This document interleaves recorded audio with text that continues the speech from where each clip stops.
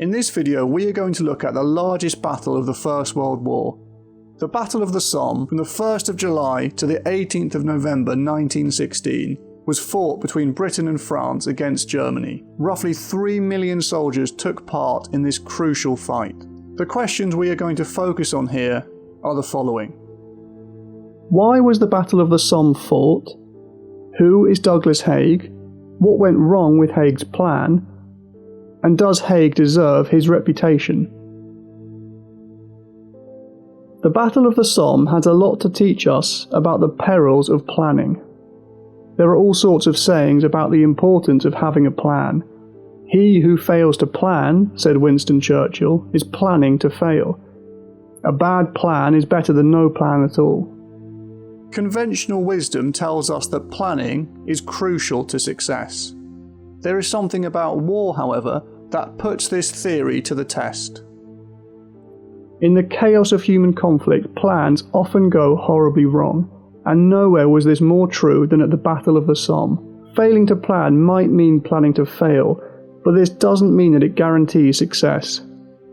Before his world title fight in 1987, the American boxer Mike Tyson famously pointed out that everyone has a plan until they get punched in the mouth.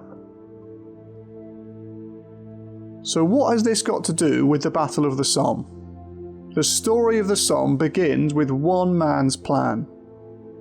Britain, France and Germany all had big expectations in 1916. Both the Allies and the Central Powers were desperate to break the deadlock on the Western Front. The Germans, as we saw in the previous video, had been the first to act. Their attack on the city of Verdun in February led to the longest battle of the war. For 300 days they had fought the ultimate war of attrition, and this was a problem for the Allies. In 1915, the British and French had planned a joint offensive against the Germans in the Somme Valley. The German attack at Verdun, however, made such an attack impossible. The French were simply far too busy defending the city of Verdun to help the British at the Somme. The British, therefore, needed to come up with a plan to help fight the Germans on their own, and the man responsible for coming up with this plan was Britain's leading military figure, Field Marshal Douglas Hague. Douglas Hague has become something of a controversial figure, and as we will see in this video, his decisions cost the lives of thousands of British soldiers. For this, Hague has become known as the Butcher of the Somme.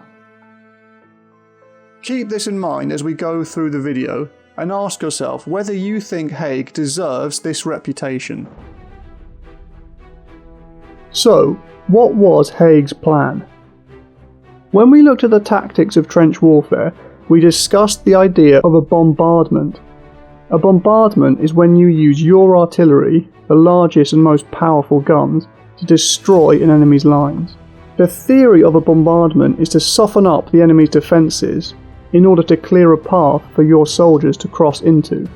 On the 24th of June 1916, British and French artillery began an 8-day bombardment of the German trenches. A total of 1.7 million shells were fired.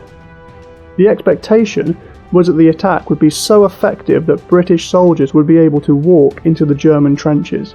Surely no German could survive such an enormous attack. On the 1st of July, a combination of British and French soldiers headed towards the German lines. As they got closer, the crackle of machine gun fire suddenly began. To their horror, large numbers of German soldiers lay ready and waiting. The result was the bloodiest day in the history of the British Army. The British suffered almost 60,000 casualties and over 19,000 deaths in a single day. Despite this catastrophe, Hague continued to send troops towards the German lines for several months. It was not until November, when winter conditions made fighting even harder, that the attacks were finally called off. The British and French had lost an estimated 600,000 soldiers, and the Germans around 500,000. For his decisions, Hague was given the nickname the Butcher of the Somme. So two questions are important here. Firstly, what had gone wrong with Hague's plan? And secondly, does Hague deserve this title of the Butcher of the Somme? So, what had gone wrong with Hague's plan? Well, lots of things, but two things in particular. Firstly, the Germans knew an attack was coming, and secondly, the 8-day bombardment simply didn't work. The fundamental problem with Hagues' plan was that the Germans knew an attack was coming. So how did they know this? The best attacks have an element of surprise. The Germans, however, used their planes to scout out enemy lines, and they spotted an enormous amount of soldiers and equipment gathering around the Somme Valley in the days leading up to the attack. By the time the artillery bombardment began, the majority of German soldiers retreated away from the front line to specially defended bunkers. Hague had bombed empty trenches. Suspecting an attack, the Germans placed hundreds of meters of additional barbed wire that would slow the British and French down. Many British shells, being poorly built, had failed to explode. Once the bombardment came to an end, the Germans knew the British and French were coming, and all they had to do was return to the front lines, set up their machine guns, and wait for the 200,000 soldiers heading their way. So now we've seen what went wrong, we can ask the question whether Hague deserves the title of the Butcher of the Somme. The case against Hague. On the one hand, Hague clearly made some errors. The 8-day bombardment was a disaster and without doubt cost the lives of thousands of British and French soldiers. Hague's decision to continue the offensive in spite of the failure of the 8-day bombardment made this problem even worse. By the end of the Battle of the Somme, the British and French had only advanced 25 kilometres into German territory. This was some distance from the dramatic military victory that they had planned and hoped for. The case for Hague. On the other hand, it is worth pointing out that Hague didn't have great options in 1916. Hague was in a difficult situation.